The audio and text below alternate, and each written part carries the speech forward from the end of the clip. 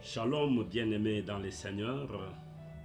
Je viens encore à ces numéros ou dans ces numéros partager avec vous une petite pensée, mais très importante, autour d'un concept, autour d'un sujet qui fait débat aujourd'hui dans le milieu religieux, entre les chrétiens, dans nos communautés, entre les serviteurs de Dieu. Je dis bien un sujet très important, c'est le concept, la grandeur. Nous allons parler un peu de la grandeur, la grandeur. La grandeur, un besoin naturel qu'on trouve chez tous les humains. Tout le monde veut être grand. Tout le monde veut être grand dans les affaires, grand dans les études, grand en politique, grand dans les sports, grand même dans les affaires du Seigneur. C'est pourquoi je dis, c'est un sentiment tout à fait naturel et attaché à tout humain, la grandeur. Mais le piège est que le piège se trouve dans la définition même du concept, la définition de la grandeur. Vous savez que nous appartenons à un royaume qui n'est pas de ce siècle présent. Nous appartenons à Dieu. Et ici, je parle spécialement aux chrétiens, aux serviteurs de Dieu. Nous appartenons au royaume de Dieu, nous appartenons au Seigneur. Cela veut dire que s'il faut définir la grandeur, nous devons le faire à la manière de Dieu. Nous devons le faire à la manière de la parole de Dieu, la Bible que nous avons. Voilà. Ainsi, s'il faut définir la grandeur selon la Bible, je crois que nous allons comprendre que beaucoup sont dans l'erreur. Alors je vais commencer par nous dire ce que la grandeur n'est pas, ce qu'elle n'est pas au juste. Aujourd'hui, on pense que la grandeur, c'est un service costaud des protocoles autour de soi.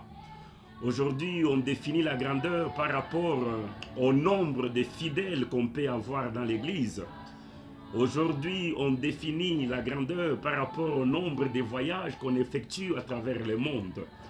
Aujourd'hui, on définit la grandeur par rapport, n'est-ce pas, à tout un océan des actions évangéliques qu'on peut organiser dans des grands stades et consorts. Ces choses ne sont pas mauvaises, attention.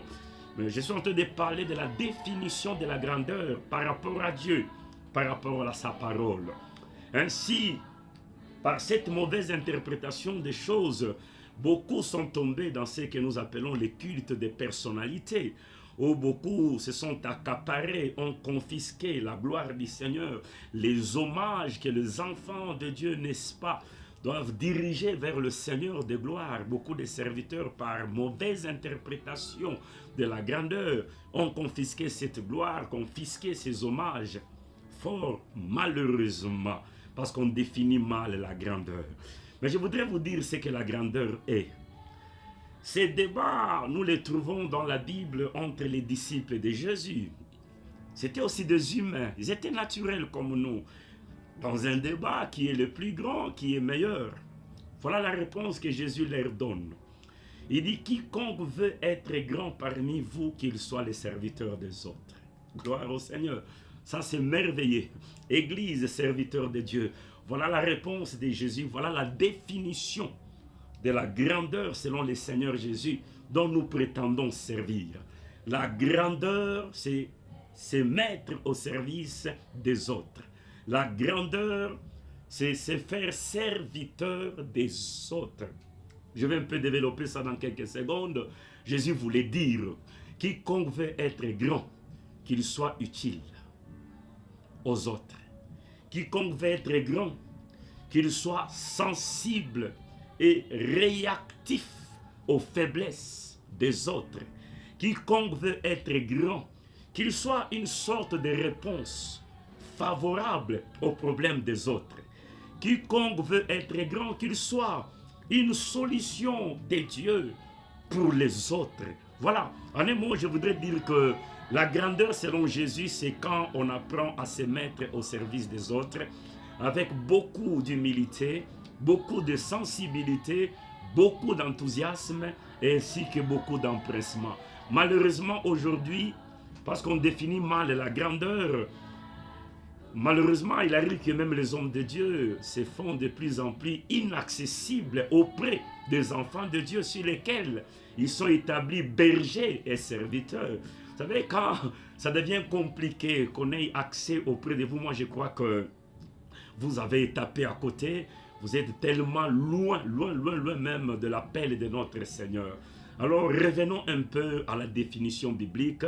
Tu prétends être grand, sois accessible, sois au service des autres, sois sensible, réceptif, réactif aux insuffisances, aux faiblesses des autres.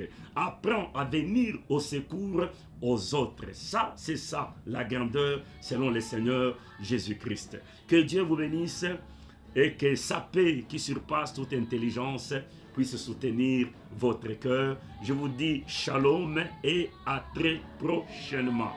Gloire au Seigneur.